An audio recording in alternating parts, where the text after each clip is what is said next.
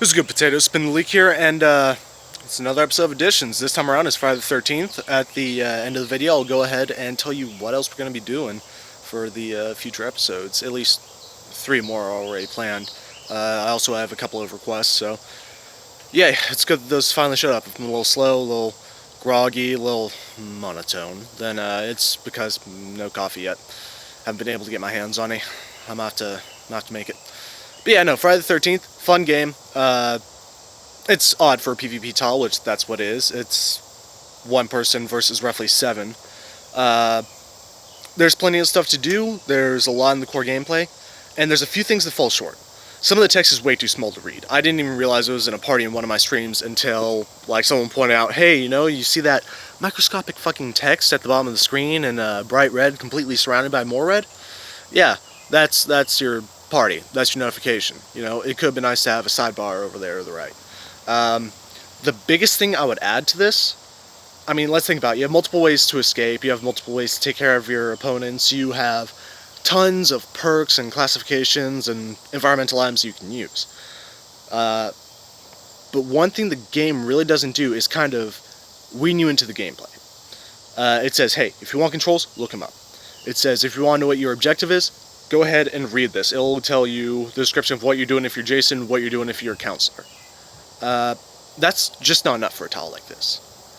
I mean, there's so much into it, and whenever you jump into a lobby full of people that know what they're doing, you're going to look like a complete and total asshole. I myself looked like an asshole multiple times, just because I was having fun and getting used to the game, and I'd already, read the controls and all that jazz, but it just wasn't enough. What they could have done to make things differently, which I would have happily liked to see added, just a small tutorial, nothing big. Inside of one room, doesn't have to be an entire map, just inside of one room, give you the basics,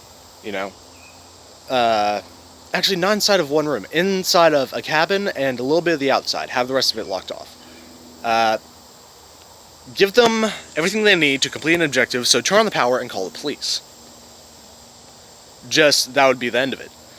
In the meantime, show them how to board stuff up, show them that they can jump out through windows, give them little prompts to let them know, hey, you see this item on the table, you can pick it up as a weapon. This item in the drawer, you can pick it up and use it to heal. This is the button to heal, this is the item to open this up, this is the item to move, this is the item to, the camera to look around.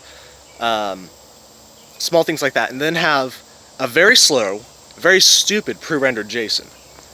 They'll bust down one of the doors, walk to their house, and slowly chase after you. Not even run, just walk.